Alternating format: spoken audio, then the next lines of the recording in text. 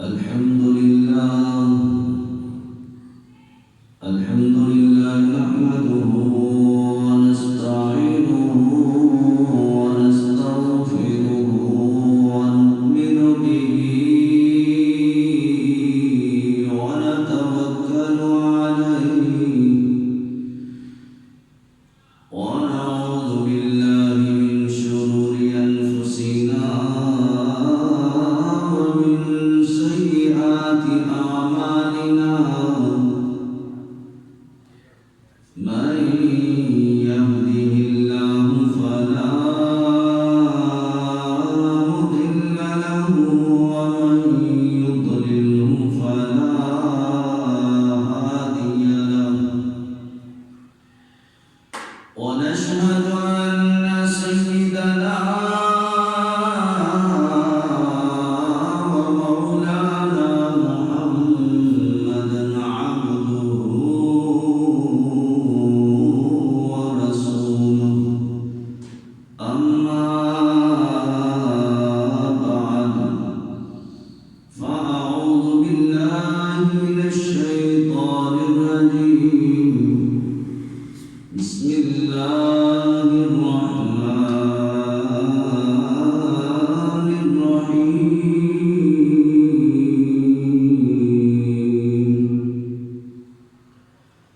يا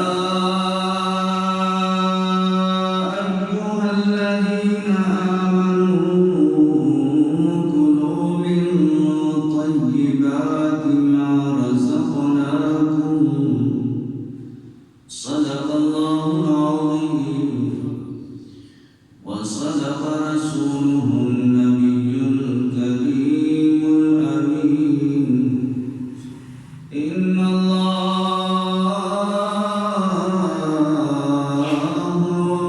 وملائكته يصلون على النبي يا أيها الذين آمنوا صلوا عليه وسلموا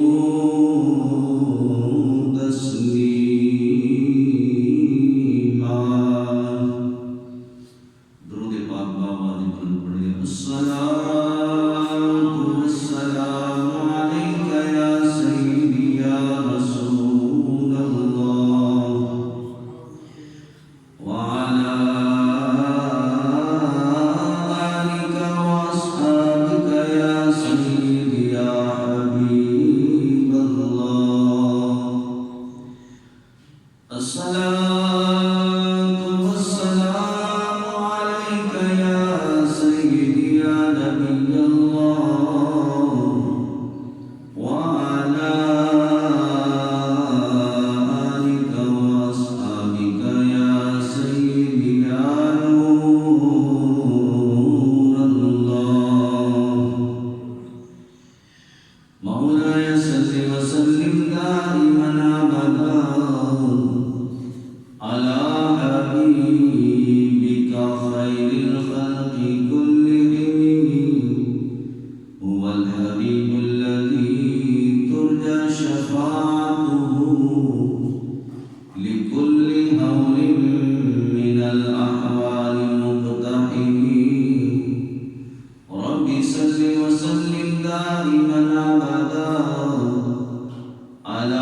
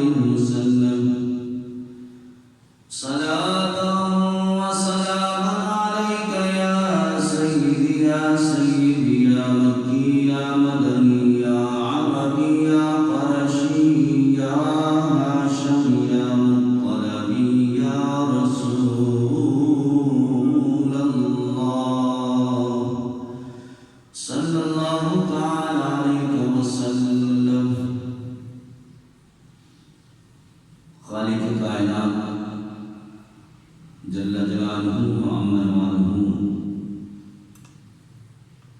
وعظم برہانہ وأعظم شانہ کی حمد و ثنا اور اس کے پیارے حبیب حضور النور شافی یوم النشور دستگیر جہاں غمگسار زمان سید سرورہ حامی بالقسام قائد المرسلین شفیع المذنبین رحمت للعالمین جناب احمد مجتبی حضرت محمد مصطفیٰ صلی اللہ تعالی علیہ وسلم کی بارگاہ میں حدیع درود و سلام عرض کرنے کے بعد خالق کائنات جل شانہ کا بے حد فضل عظیم ہے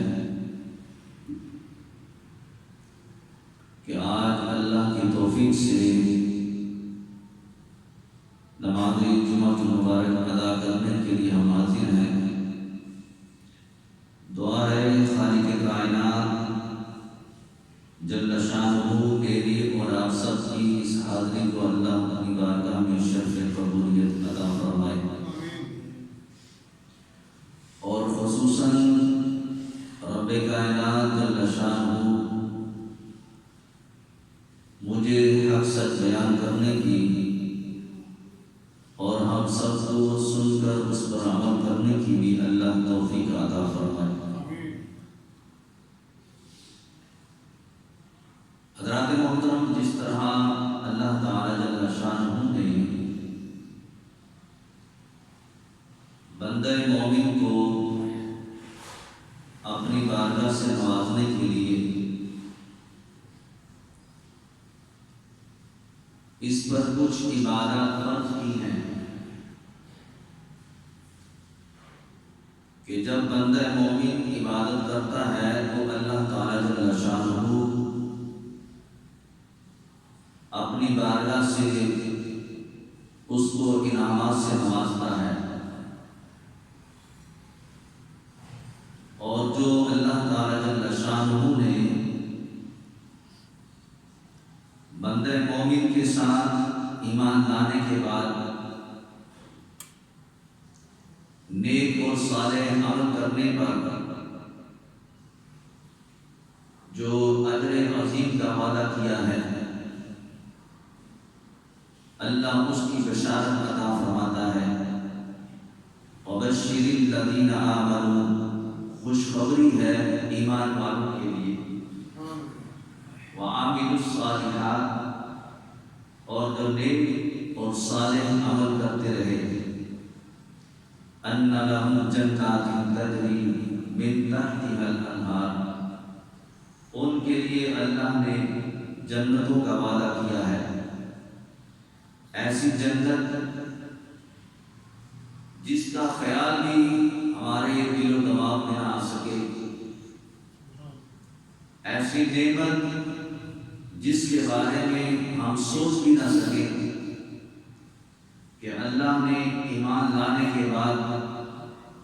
نیک اور صالح عمل پر جو ہمارے ساتھ اجر عظیم کا وعدہ کیا ہے،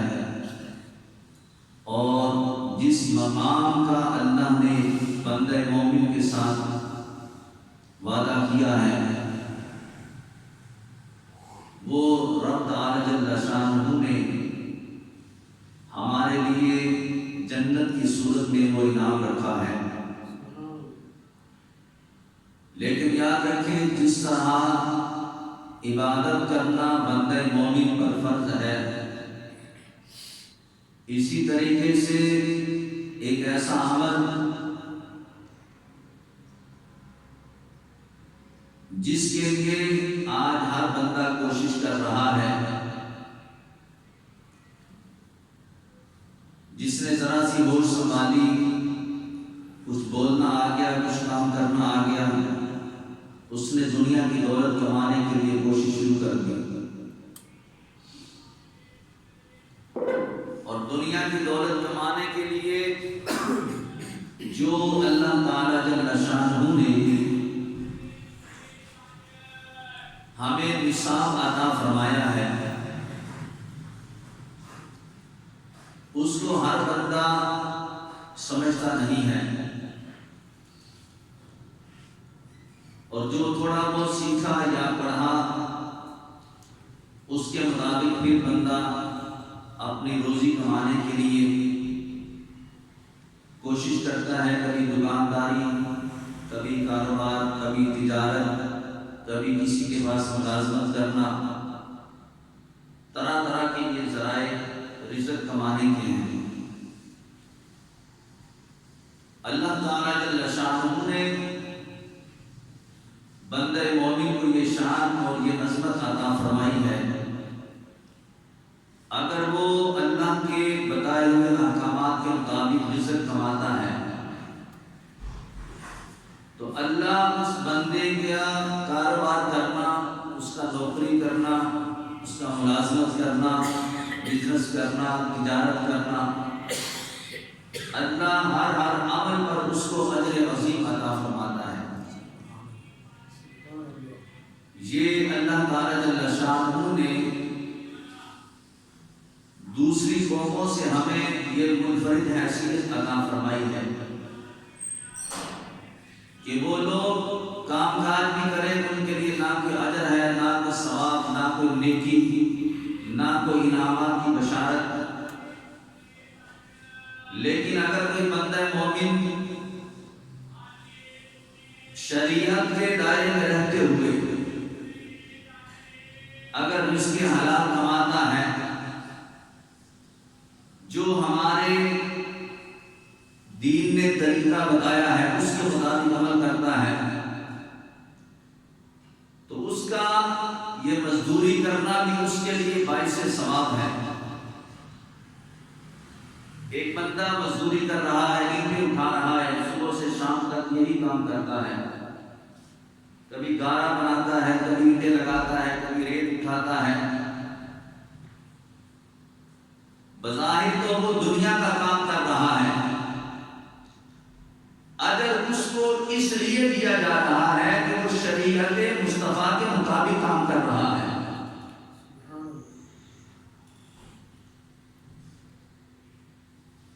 اب ایک غیر مسلم ہے، وہ بھی کام کرتا ہے، لیکن اس کے لیے یہ اجر نہیں رکھا، اس کے لیے یہ ثواب نہیں ہے، یہ اللہ نے اجر ہمارے لیے رکھا ہے کہ ہم اس کے محبوب علیہ السلام کی شریعت کو ماننے والے ہیں۔ جو شریعت مصطفیٰ کو مان کے وہ چاہے اینٹیں اٹھانے والا ہے، وہ گارا بنانے والا ہو، وہ جناب علی کسی کھیت کے اندر ہل چلانے والا کیوں نہ ہو، وہ کسی مل میں لوہے کا کام کرنے والا ہے، کسی دکان پہ تجارت کرنے والا ہو، وہ زندگی کے کسی بھی شعبے میں کام کرنے والا ہے، اللہ اس کو اجر عظیم عطا فرماتا ہے۔ صرف اس کی وجہ یہی ہے، غیر مسلم کو اجر نہیں اللہ عطا فرماتا، کیونکہ وہ شریعت مصطفیٰ کے خلاف کام کرتا ہے، وہ اپنی مرضی سے کام کر رہا ہوتا ہے، اور اللہ نے بندہ مومن کے لیے ہر عمل پر اجر رکھا ہے۔ اس کی وجہ یہی ہے کہ یہ حضور علیہ السلام کا کلمہ پڑھنے کے بعد، شریعت مصطفیٰ کو ماننے کے بعد اپنی مرضی سے رزق نہیں کما رہا، اپنی مرضی سے کاروبار نہیں کر رہا، یہ جو کام کرتا ہے وہ شریعت مصطفیٰ کو سامنے رکھ کے کر رہا ہے۔ اب اس میں حلال حرام کی تمیز کرتا ہے، جائز ناجائز کی تمیز کرتا ہے، اچھائی اور برائی کا خیال کرتا ہے، اس میں رب کے حقوق بھی دیکھتا ہے، رب کے محبوب کی مرضی کو بھی دیکھتا ہے، اور پھر وہ کاروبار کرتا ہے۔ دکانداری کرتا ہے، کسی کے پاس ملازمت کرتا ہے، تو پھر اللہ تعالیٰ جل شانہ اس کے ہر عمل پر اس کے لیے نیکیاں اور اجر عطا فرماتا ہے۔ اب دیکھو اللہ تعالیٰ جل شانہ نے رزق حلال کمانے کے حوالے سے بندہ مومن کو قرآن کریم فرقان حمید کے اندر واضح لفظوں میں بیان کر دیا، فرمایا یا ایھا الذین آمنوا کلوا من طیبات ما رزقناکم، اے ایمان والو کھاؤ ہماری دی ہوئی ستھری چیزیں، یعنی کہ جو رب تعالیٰ جل شانہ نے چیزیں پیدا کی ہیں، جو تمہارے لیے رزق رب نے رکھا ہے، جو بنایا ہے، جو پاکیزہ چیزیں ہیں، یعنی کہ جو حلال چیزیں ہیں، اللہ فرماتا ہے اس میں سے کھایا کرو۔ اس سے یہ بھی پتا چلا کہ ہم اپنی مرضی نہیں کر سکتے ہیں۔ ایمان لانے کے بعد ہم اپنے رب کے احکامات کے پابند ہو گئے، ہم شریعت مصطفیٰ کے پابند ہو گئے ہیں۔ اب ہم اپنی مرضی سے کوئی کاروبار نہیں کر سکتے، اپنی مرضی سے کچھ کھا نہیں سکتے، اپنی مرضی سے کسی چیز کا انکار نہیں کر سکتے۔ جو شریعت محمدی ہمیں کہے گی اس کے مطابق عمل کریں گے، تو پھر اللہ تعالیٰ جل شانہ ہمارے ہر عمل پر ہمیں اجر عظیم کی بشارت عطا فرمائے گا۔ ہمارے آقا مولا حضرت محمد مصطفیٰ صلی اللہ تعالی علیہ وسلم، آپ نے اس حوالے سے ہماری بڑی رہنمائی فرمائی ہے، کیونکہ ہم حضور کے امتی ہیں اور ہمارے آقا مولا صلی اللہ تعالی علیہ وسلم یہ ہمارے نبی ہیں، ہمارے رہبر و رہنما ہیں، زندگی کے ہر شعبے میں ہماری رہنمائی کر رہے ہیں۔ اسی طریقے سے رزق حلال کمانے کے حوالے سے ہمارے نبی علیہ السلام فرماتے ہیں جو شخص لگاتار یعنی کہ ہمیشہ حلال روزی کماتا رہتا ہے اور حرام کے لقمہ کی آمیزش نہیں ہونے دیتا، یعنی کہ وہ بندہ ہر لحاظ سے حرام سے بچتا ہے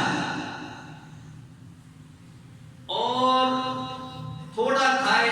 لیکن وہ حلال کھاتا ہے، تھوڑا مل جائے لیکن حلال کماتا ہے،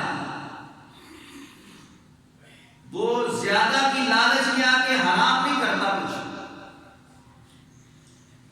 اب ہمارے نبی علیہ السلام کیا ارشاد فرماتے ہیں کہ اللہ عز و جل اس کے دل کو اپنے نور سے روشن فرما دیتا ہے۔ یہ وہ بندہ ہے جو رزق حلال کمانے والا ہے، رزق حلال کھانے والا ہے، اور فرمایا کہ اللہ اس پر حکمت کے چشمے اس کے دل پر جاری فرما دیتا ہے۔ حکمت مطلب دانائی، عقل مندی، سمجھ بوجھ۔ اللہ تعالیٰ ایسے بندے کو عطا فرماتا ہے جو رزق حلال کھانے والا ہوتا ہے۔ اس سے یہ بھی پتا چلا جو بندہ رزق حلال کماتا ہے، رزق حلال کھاتا ہے، وہ یقیناً بندہ سمجھ بوجھ رکھنے والا ہوگا، بے عقل نہیں ہو سکتا، وہ بندہ جاہل نہیں ہو سکتا۔ اللہ اس پر حکمت کے دروازوں کو کھول دیتا ہے۔ آج معاشرے کے اندر طرح طرح کے آپ کو لوگ ملیں گے، لیکن جس کا دل حکمت سے بھرا ہوگا، دانائی سے، عقل مندی سے، صرف وہی بندہ ہو سکتا ہے جو رزق حلال کمانے والا ہے۔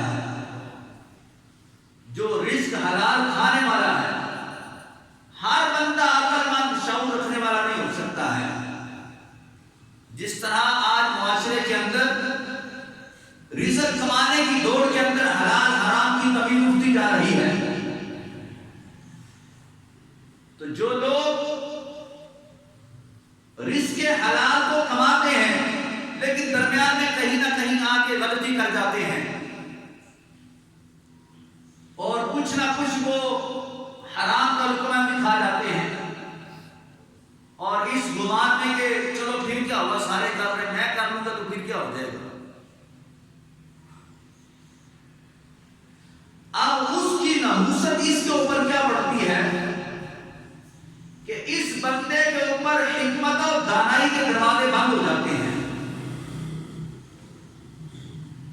یہاں تک ہمارے نبی علیہ السلام نے فرمایا جس نے ایک لقمہ بھی حرام کا کھا لیا 40 روز تک اس بندے کی اللہ دعا قبول نہیں فرماتا ہے. آج یہ بھی بہت بڑا مسئلہ ہے، لوگ کہتے ہیں ہماری دعائیں قبول نہیں ہوتی. ہم دعا کرتے ہیں، کئی مرتبہ دعائیں کروائی بھی ہیں، دعا کرتے بھی ہیں،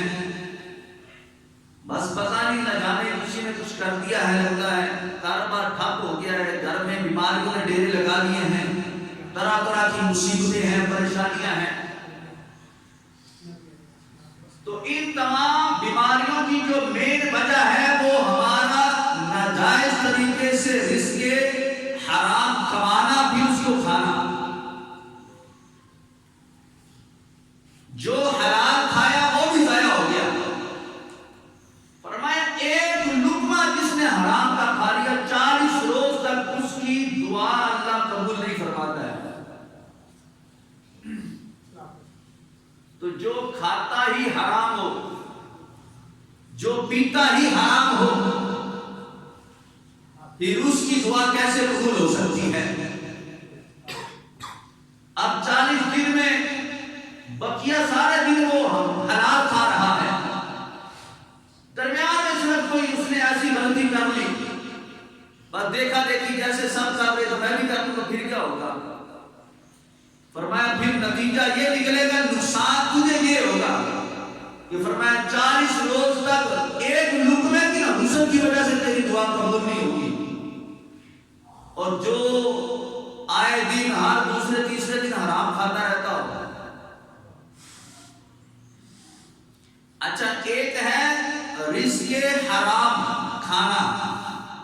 اور ایک وہ چیز ہے جو ہے ہی حرام.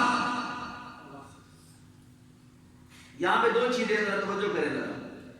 ایک ہے آپ نے رزق کمایا یعنی کہ پیسے کمائے لیکن وہ پیسے آپ نے غلطی کی وجہ سے جس طرح بھی آپ نے وہ ناجائز طریقے سے وہ پیسے آپ کے پاس آ گئے اور آپ نے سمجھا چلو ٹھیک ہے میرے لیے جائز ہے. اب اس سے آپ نے چاہے دودھ خرید لیا، آپ نے سبزی خرید لی، آپ نے گھر کا راشن پانی خرید لیا. چونکہ جو مال آپ نے کمایا ہے وہ ناجائز طریقے سے کما لیا. اب اس سے آپ جو رزق کما کے گھر لے کے آ رہے ہیں، خود بھی کھاتے ہیں، بیوی بھی کھا رہی، بچے بھی کھا رہے ہیں، سب نحوست کے مارے.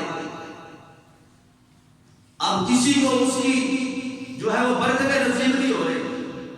چونکہ برکت تب ہوتی اگر رزق پاک ہوتا. اور دوسری وہ چیز ہے کہ چاہے تمہارا مال حلال ہے، پیسے حلال کے اس میں کوئی کمی نہیں ہے، لیکن تو نے حرام چیز خرید لی. مثال کے طور پہ ایک بندہ جناب علی وہ شراب لے آیا ہے، پیسے اس نے حلال کے کمائے ہیں لیکن وہ پینے کے لیے شراب لے آتا ہے جو ویسے قطعاً ہی حرام ہے. تو چاہے مال کمانے کا ذریعہ ناجائز ہو یا وہ جو چیز جو آپ کھا رہے ہیں استعمال کر رہے ہیں وہ چیز ہو، دونوں صورتوں میں جہاں پر بھی حرام پایا گیا، حرام کی غلطی پائی گئی، میرے محبوب فرماتے ہیں 40 روز تک تیری اللہ دعا قبول نہیں فرمائے گا. اب ایک بندے کے پاس جناب یعنی پیسے حلال کے ہیں اور دکان پہ جاتا ہے، وہ کوئی ایسی چیز خرید کے لیا تو اس کو پتا ہے کہ اس کے اندر کمی بیشی ہے لیکن کم پیسوں میں مل رہی ہے وہ بندہ خرید لیتا ہے. چلو ٹھیک ہے میں نے کون سی غلطی کی، میرے پیسے تو جائز ہے نا. مثال کے طور پہ آپ نے موبائل خریدنا ہے، آپ ایک دکان پہ جاتے ہیں، جس کی دکان پہ کوئی بندہ ایسا موبائل دے کے گیا جو چوری کا ہے، اب آپ جا کے کہتے ہیں جناب یہ موبائل کتنے کا؟ دکاندار کو پتا ہے کہ یہ جائز طریقے سے آیا میرے پاس اور میں نے بھی تھوڑے پیسوں سے خریدا ہے اور اس کا اصل ریٹ مثال کے طور پہ 20,000 کا ہے، آپ کو تو 12,000 میں مل رہا ہے، آپ کہیں یار بڑا اچھا موبائل ہے، بڑا سستا مل رہا ہے، اور پتا چل گیا کہ اس کے اندر یہ کمی ہے کہ یہ کسی کا ہے یا کسی نے دھوکے کے ساتھ یہاں پہ اس کو فروخت کر دیا ہے، اور ہم کہہ رہے ہیں میرا 8,000 میں بچ رہا ہے، دوسری دکان سے وہی چیز 20,000 کی مل رہی ہے، یہاں سے وہ 12,000 کی مل رہی ہے، تو میں کہتا ہوں ٹھیک ہے میں 12,000 والا خرید لیتا ہوں، میں نے کون سا کسی سے چھینا ہے، کسی کا ہاتھ مارا ہے، میں نے تو نہیں نا کسی کے ساتھ جاتی کی، لیکن اس کو اتنا پتا ہے کہ ہے یہ ناجائز طریقے والا موبائل جو خرید رہا ہوں، پیسے تیرے حلال کے ہیں، سب کچھ ٹھیک ہے، لیکن جو خرید رہا ہے وہ ناجائز چیز ہے، تو اب اس سے تمہیں نہ تو کوئی نفع ہو سکتا ہے، نہ اس کی برکت تمہارے اوپر ظاہر ہو سکتی ہے، نہ اس سے تمہیں کوئی نیکی نصیب ہو سکتی ہے، بلکہ اللہ کی بارگاہ کے اندر وہ بندہ مجرم بن جائے گا کہ جس کو پتا ہے کہ یہ چیز ناجائز ہے، حرام ہے، اور اس کا حقیقی مالک کوئی اور ہے، یا یہ ناجائز طریقے سے یہ چیز بنائی گئی ہے اور یہ خوشی کے ساتھ خرید رہا ہے، تو کسی بھی صورت میں اس کا وہ خریدنا جائز نہیں ہوگا، بلکہ اللہ اس بندے کو اس پر اجر نہیں، بلکہ اللہ تعالیٰ جل شانہ اس بندے کو اس پر عذاب کی وعید سناتا ہے، اور اس پر دنیا کے اندر جو سب سے بڑا جو عذاب آتا ہے وہ کیا ہے؟ فرمایا اللہ اس کی دعا کو قبول نہیں فرماتا ہے۔ جب یہ قرآن پاک کی آیت مقدسہ نازل ہوئی نا، یا ایھا الذین آمنوا کلوا من طیبات ما رزقناکم، اے ایمان والو ہماری دی ہوئی ستھری چیزوں کو کھاؤ، تو حضرت ابن عباس رضی اللہ تعالیٰ عنہ نے یہ آیت مقدسہ حضور علیہ السلام کی بارگاہ میں دوبارہ ریپیٹ کی، سوال کیا کہ حضور یہ آیت جو نازل ہوئی اس کے بارے میں آپ ہمیں کچھ سمجھائیں، ہمیں کچھ بتائیں، تو حضرت سعد بن ابی وقاص رضی اللہ تعالیٰ عنہ قریب ہی تھے، تو انہوں نے حضور علیہ السلام کی بارگاہ کے اندر سوال کیا، یا رسول اللہ صلی اللہ علیہ وسلم آپ میرے لیے دعا فرمائیں، توجہ میں چھوڑ دیں، آپ فرماتے ہیں حضور میرے لیے دعا کرتے اللہ مجھے مستجاب الدعوات بنا دے، اس کا معنی یہ ہے کہ اللہ میری دعاؤں کو قبول فرما لیا کرے، یعنی کہ جو میں دعا کروں اللہ میری دعا کو قبول فرما لیا کرے، تو حضور علیہ السلام نے یہ نہیں کہا کہ کثرت سے نمازیں پڑھا کریں، یہ نہیں کہا کہ رات کو اٹھ کے تہجد کی نماز پڑھ کے دعا کیا کر تو اللہ تمہاری دعا کو قبول فرما لے گا، یہ نہیں کہا کہ کثرت سے قرآن کی تلاوت کر تو اللہ تمہاری دعا کو قبول فرمائے گا، اللہ تجھے مستجاب الدعوات بنا دے گا، یہ نہیں فرمایا گیا، عبادات ساری اپنی جگہ پہ ہیں، لیکن حضور کیا فرماتے ہیں؟ فرمایا ساتھ اپنے رزق کو پاک کر لے، اپنے رزق کو کیا کر لے؟ پاک کر لے، پاکیزہ بنا لے، حلال رزق کھایا کر، اللہ رزق حلال کی برکت سے تمہاری دعاؤں کو قبول فرما لیا کرے گا۔ آج یہ پرابلم تقریباً ہر بندے کے ساتھ ہے، اور یہ سمجھ لے ایک گلہ ہے، ایک شکوہ ہے بندے کو کہ جب ہم مسلمان ہیں تو پھر میری دعا کیوں نہیں قبول ہوتی؟ جب میں رب کو مانتا ہوں تو پھر میری دعا قبول ہونی چاہیے نا، یا اللہ جب تجھے مان لیا، تیرے نبی کو مان لیا، تیرے دین کو مان لیا، قرآن کو مان لیا، نماز بھی پڑھتے ہیں، سب کچھ ہے، پھر میری دعا کیوں نہیں تو قبول کرتا؟ تو اس کی جو بہت بڑی جو وجہ جو حضور علیہ السلام نے بیان کی ہے وہ کیا ہے؟ فرمایا رزق حرام کھاتے ہو اور یہ امید رکھتے ہو میری دعا قبول ہو جائے گی، پھر ایسا نہیں ہوگا۔ اچھا پھر یہاں پہ ذرا ایک اور توجہ کریں، جب دعا قبول نہیں ہو رہی تو مجھے بتائیں نماز قبول ہو جائے گی؟ دعا تو یہ ہے کہ یا اللہ میرے رزق میں برکت عطا فرما دے، میری اولاد کو صحت عطا فرما دے، میرے کاروبار میں وسعت عطا کر دے، مجھے اولاد عطا فرما دے، مختلف طرح طرح کی آپ دعائیں مانگتے ہیں۔ تو جب دعا یہ ایک وہ چیز ہے جو عبادت سے ہٹ کے ہے تو عبادت، لیکن عمومی طور پہ عبادت سے ہٹ کے ہم ایکسٹرا رب سے مانگ رہے ہیں کہ یا اللہ میری یہ التجا پوری کر دے، میری یہ التجا پوری کر دے۔ جب یہ عمل 40 روز تک اس بندے کا ایک لقمہ کھانے کی وجہ سے قبول نہیں ہو رہا، تو مجھے بتاؤ 40 روز بھی اس کی نمازیں قبول ہو جائیں گی؟ تھوڑا سا ذرا سوچے، اپنے دین پہ غور و فکر کرے کہ اللہ تعالیٰ جل شانہ نے دیکھو ہمیں جو دین عطا فرمائے اس کے تقاضے کتنے ہیں۔ ہم نے بہت ہلکا لے لیا دین اسلام کو، بہت نازک لے لیا، بس ہم نے دیکھا کہ بس جو دنیا کر رہی ہے بس اسی طرح ہم کر رہے ہیں۔ ہم چونکہ اپنے اسلامی ملک میں رہتے ہیں اور ہمارا اسلامی معاشرہ ہے، دائیں بائیں سے مساجد سے اذانوں کی آواز آتی ہے، قرآن پڑھا جاتا ہے، نمازیں لوگ پڑھتے ہیں، بس ٹھیک ہے ہم کے مسلمان ہیں، اب جیسا معاشرہ کر رہا ہے ویسے ہم کرتے رہیں گے تو بس ٹھیک ہے ہماری زندگی گزر جائے گی، اسی طریقے سے ہم بری ذمہ، ہماری جنت پکی ہے۔ تو یہ جو ہمارے دل و دماغ کے اندر ایک غلط فہمی پائی جاتی ہے، اس سے ذرا باہر نکلیں۔ دین اسلام کی بہت بہاریں ہیں، بہت برکتیں ہیں، لیکن یہ اس صورت میں ہے جب دین کے مطابق زندگی گزاریں گے۔ اگر ہم نے دیکھا دیکھی معاشرے کے مطابق ہم جو جیسے لوگ کر رہے ہیں ویسے ہم کرتے رہیں گے اور زندگی گزار کے چلے گئے بس ٹھیک ہے جناب، تو ایسا نہیں ہوگا۔ جو بندہ جیسا عمل کرے گا اس کو ویسا اس کا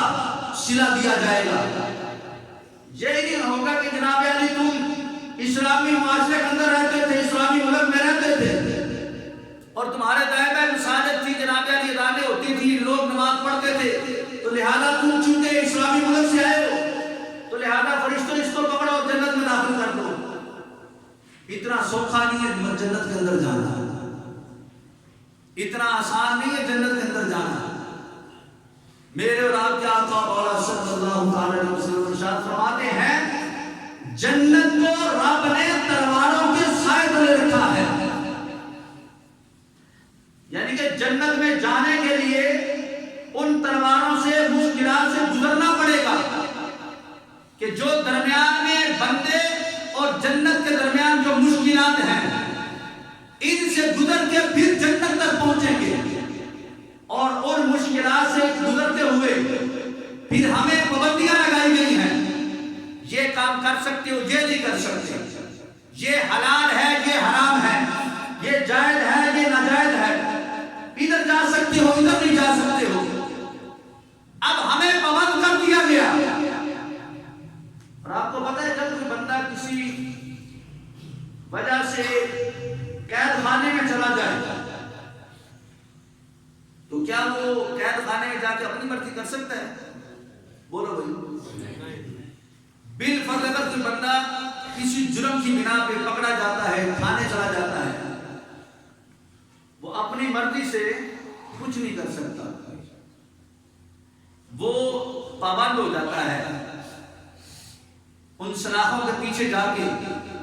اب وہ اپنی مرضی سے نہ کھا سکتا ہے، نہ پی سکتا ہے، نہ سو سکتا ہے، نہ جاگ سکتا ہے، نہ بیٹھ سکتا ہے، نہ اٹھ سکتا ہے۔ فرمایا کہ یہ دنیا جو ہے اے میرے غلاموں یہ تمہارے لیے قید خانہ ہے۔ قید خانے میں یہاں پہ رب کی مرضی کے مطابق زندگی تم گزار لو، یہاں پہ جس طرح تمہارا رب تم سے مطالبہ کرتا ہے، تجھے جو کہا جاتا ہے بس تم اس کی مرضی کے مطابق زندگی گزارو۔ پھر ایک وقت آئے گا جب تو دنیا سے چلا جائے گا، پھر اگلی زندگی تیری مرضی کی ہوگی۔ یہاں پہ ہم اپنی مرضی نہیں کر سکتے، لیکن آج معاشرے کے اندر ایک رواج بن چکا ہے، جو لوگ کر رہے ہیں ویسے سب کر رہے ہیں، کوئی الا ماشاء اللہ، جس کو اللہ توفیق عطا فرمائے، جس کو اللہ پسند کرے بس وہ بندہ بچتا ہے، ورنہ زیادہ تر لوگ یہی کہتے ہیں جناب جب سب کر رہے ہیں تو میرے کرنے سے کیا ہو جائے گا؟ اگر سارے ہی مجرم بن رہے ہیں تو تو مجرم بن جائے گا تو پھر کیا ہو جائے گا؟ ٹھیک ہے، نہیں جناب میں نے کون سا جان بوجھ کے کیا، میں نے تو یہ غلطی نہیں کی، تو پھر اس وقت یہ ادھر نہیں مانا جائے گا، پھر اس وقت یہ ادھر نہیں مانا جائے گا سارے کر رہے تھے تو کیوں کر رہا تھا، پھر ایسا نہیں ہوگا۔ پھر تجھے کہا جائے گا تجھے کیا تمہارے پاس کیا دین نہیں آیا تھا، تمہارے پاس کیا قرآن نہیں آیا تھا، تمہارے پاس کیا دین کے احکامات نہیں آئے تھے، تمہارے پاس کیا حضور علیہ السلام کا فرامین نہیں بیان کیے جاتے تھے، سب کچھ ہوتا تھا لیکن تو مرضی اپنی کرتا رہا ہے۔ فرمایا تو نے دنیا میں اپنی مرضی کی ہے، آج ہماری مرضی چلے گا، تیری مرضی نہیں چل سکتی۔ اس وقت ہم کچھ نہیں کر سکتے، اس لیے فرمایا کہ یہ دنیا یہ بندہ مومن کے لیے قید خانہ ہے، اس میں جو پریشانی آئے، جو رزق کمانے میں تکلیف آئے اس کو خوش دلی سے قبول کرے۔ اگر اچھی جگہ سے رزق نہیں ملتا ہے بالفرض کسی ایسی جگہ پہ اس کو کام کرنا پڑتا ہے کہ جس کو لوگ مایوس سمجھتے ہیں، اور خاندان والوں کو پتہ چلے گا تو لوگ باتیں کریں گے، دوستوں کو پتہ چلے گا تو لوگ باتیں کریں گے کہ جناب دیکھو یہ بندہ کیسا ہے، فلاں جگہ پہ کھڑا ہو کے ریڑھی لگاتا ہے، فلاں جگہ پہ کھڑا ہو کے جناب یہ کام کرتا ہے۔ لیکن اس بندے کو سوچنا چاہیے کہ اگر یہ رزق کمانا میرے رب کو پسند ہے اور یہ حلال رزق ہے تو میرے محبوب علیہ السلام فرماتے ہیں جو بندہ رزق حلال کمانے کے لیے ایسی جگہ پہ کھڑا ہوتا ہے جو ذلت والی جگہ ہوتی ہے، یعنی کہ اس میں لوگوں کی نظر میں جو ہے وہ اس جگہ کو حقیر جانا جاتا ہے، یا اس کاروبار کو اس کام کو حقیر جانا جاتا ہے، اس کے بارے میں ہمارے بزرگوں نے جو ارشادات فرمائے ہیں، حضرت امام اوزاعی رحمۃ اللہ تعالی علیہ، آپ حضرت سیدنا ابراہیم بن ادم رحمۃ اللہ تعالی علیہ کو دیکھا کہ لکڑیوں کا گٹھا گھر میں اٹھائے ہیں، اور پوچھا آپ کا یہ کسب کب تک ہوگا، یعنی کہ یہ جو رزق کمانے کا یہ جو آپ کا یہ جو کام ہے، آپ لکڑیاں جنگل سے اٹھاتے ہیں اور اپنی قبر پہ رکھتے ہیں، اور آبادی میں جب آتے ہیں آپ تو بہت بڑے اللہ کے ولی ہیں، لوگ تو آپ کو بہت بڑا ولی اللہ سمجھتے ہیں، اور آپ یہ کیا کام کرتے ہیں؟ بظاہر تو لکڑیاں اٹھانا کی مثال کے طور پہ میں اپنی بات کرتا ہوں، چلو آپ کی بات میں اپنی بات کرتا ہوں، مجھے اگر کہیں سے لکڑیاں اٹھا کے اپنے گھر تک لے کے جانی پڑ جائے تو میں بھی سوچتا ہوں یار لوگ دیکھیں کہ مولوی صاحب لکڑیاں اٹھائی ہیں۔ اگر آٹے کی بوری جناب علی دکان سے اٹھا کے گھر تک لے کے جانی پڑی تو میں بھی سوچتا ہوں یار کوئی بندہ دوسرا بھیجے اس کو کوئی یار میرے گھر تک چھوڑا ہے، میری شان فرض پڑتا ہے، میں علامہ صاحب مقاری صاحب جناب لوگ میری عزت کرتے ہیں، لوگ اس طرح ملتے ہیں تو میری تو اس میں عزت کم ہوتی ہے۔ اور حضرت ابراہیم بن ادم رحمۃ اللہ تعالی علیہ اتنے بڑے اللہ کے ولی ہیں کہ پہلے بادشاہ تھے، رب کی محبت میں بادشاہی کو چھوڑا، دریا کنارے بیٹھے ہیں تو آپ کے وزیر نے دیکھ لیا آپ کو، کہا حضرت یہ کس فقیری میں آ کے بیٹھ گئے، وہ زندگی اچھی نہیں تھی کیا آپ بادشاہ کے ٹھاٹ باٹ کے ساتھ آپ نکلتے تھے، آگے پیچھے آپ کے ملازم نوکر چاکر ہوتے تھے، اتنی عزت اتنا وقار رب نے آپ کو دیا تھا، سب کچھ ٹھکرا کے آپ یہ کیا دریا کنارے بیٹھ کے اللہ کرتے ہو، کیا اس زندگی میں آپ کو ملا ہے؟ آپ اپنا کپڑے کے ساتھ تو اپنی سوئی کے ساتھ کپڑا سی رہے تھے، آپ نے وہ سوئی جو ہے وہ دریا میں پھینک دی، اور دریا میں آپ نے آواز لگائی ہے دریا کی مچھلیوں میری سوئی باہر نکالو، تو کافی ساری مچھلیوں نے اپنے منہ کے اندر سوئے کی سوئیاں جو ہیں، سونے کی سوئیاں جو ہیں وہ لا کے پیش کر دی، وہ باہر منہ نکالا، تو آپ نے فرمایا نہیں جو میری سوئی ہے وہ مجھے لا کے دو جو لوہے کی سوئی ہے، تو پھر ایک چھوٹی سی مچھلی نکلی، اس نے اپنے منہ کے اندر وہ لوہے کی سوئی آپ کی پکڑی ہوئی تھی اور وہ لے کے باہر نکل آئی، تو آپ نے اپنے وزیر سے کہا مجھے بتا یہ بادشاہی اچھی ہے یا وہ والی بادشاہی اچھی ہے؟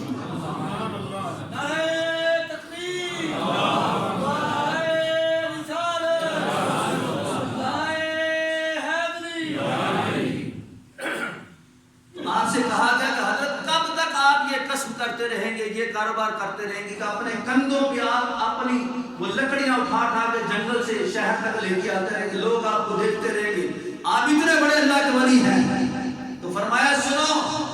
فرمایا میرے نبی علیہ السلام ارشاد فرماتے ہیں جو ذلت کی جگہ پہ کھڑا ہو کے رزق حلال کماتا ہے اللہ اس پر جنت کو واجب فرما دیتا ہے۔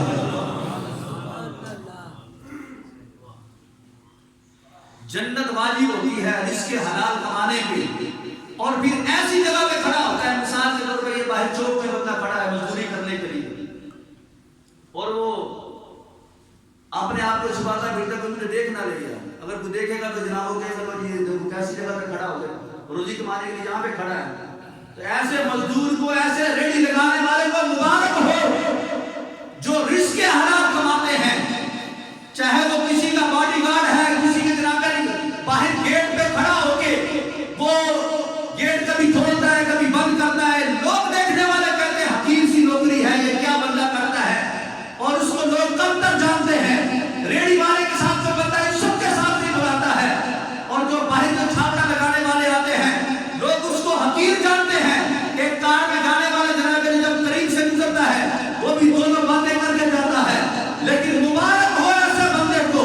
جو بندہ ریڑھی لگانے والا ہے یا چھاپڑا لگانے والا ہے یا حقیر جگہ پہ کھڑا ہو کے رزق حلال کماتا ہے۔ میرے محبوب فرماتے ہیں اس کو پریشان ہونے کی ضرورت نہیں ہے، اللہ اس رزق حلال کمانے پر اللہ اس کے اوپر جنت کو واجب فرما دیتا ہے۔ وہ گاڑی میں جانے والا، بزنس کرنے والا، وہ جناب علی بڑی بڑی ملازمت کرنے والا، لاکھوں کمانے والا، ہو سکتا ہے رب کی بارگاہ میں اس کی کوٹی جتنی اس کی مول نہ ہو، اس کی ویلیو نہ ہو، اور یہ چھاپڑا لگانے والا جس کے 4 بچے ہیں جناب علی، بچیوں کا پیٹ بھرنے کے لیے حلال روزی کمانے کے لیے کبھی ایک گلی کبھی دوسری کبھی تیسری گلی میں جاتا ہے، اور لوگ اس کو کم تر جانتے ہیں، حقیر جانتے ہیں، لیکن ہمیں نہیں پتا وہ رب کی بارگاہ میں کتنا مقبول و منظور ہو چکا ہے یہ چھاپڑا لگانے کی وجہ سے۔ آج کئی لوگ ایسے ہیں بیچارے وہ چونکہ ان کی حالات اتنے ٹائٹ ہو چکے ہیں، روزگار کے حوالے سے بڑی پریشانی ہے، تو اس وجہ سے لوگ کئی ایسے دوست ہیں جو کم تر جو چھوٹی نوکری ہوتی ہے اس کو کرنا جو ہے وہ اپنی توہین سمجھتے ہیں۔ جناب معاشرے کے اندر میری عزت خراب ہو جائے گی، لوگوں کو پتا میں نے ڈبل ایم اے کیا اور میں جناب یہ ریڈی لگاؤں اور یہ میں چھاپڑے میں جناب میں یہ مقبلی بیچوں، میں یہ جناب ڈیریاں بیچوں، تو میری تو عزت ساری خراب ہو جائے گی۔ لیکن اگر اس کو یہ پتا چل جائے کہ میرا رب اس سے کتنا راضی ہوتا ہے، جو کم تر جگہ پہ کھڑا ہو کے میری بارگاہ سے رزق حلال مانگ رہا ہوتا ہے، اللہ اتنا راضی ہوتا ہے، ہو سکتا ہے کسی نمازی سے اتنا راضی نہ ہوتا اور جتنا اس کاروبار کرنے والے سے، اس رزق کمانے والے سے رب راضی ہوتا ہے جو رزق حلال کماتا ہے،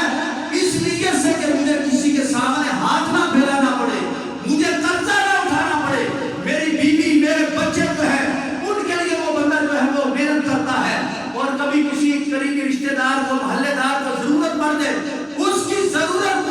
پوری کرنے کے لیے کوششیں کرتا ہے، وہ یہ نہیں دیکھتا جگہ کیسی ہے، وہ یہ نہیں دیکھتا کام کیسا ہے، بس وہ یہ دیکھتا ہے رزق حلال۔ اللہ فرماتا پھر تجھے مبارک ہو، تیرے لیے ہم نے جنت پکی فرما دی ہے۔ اس لیے رزق حلال کمانے میں ہر لحاظ سے کوشش کرنی چاہیے، اور جہاں پہ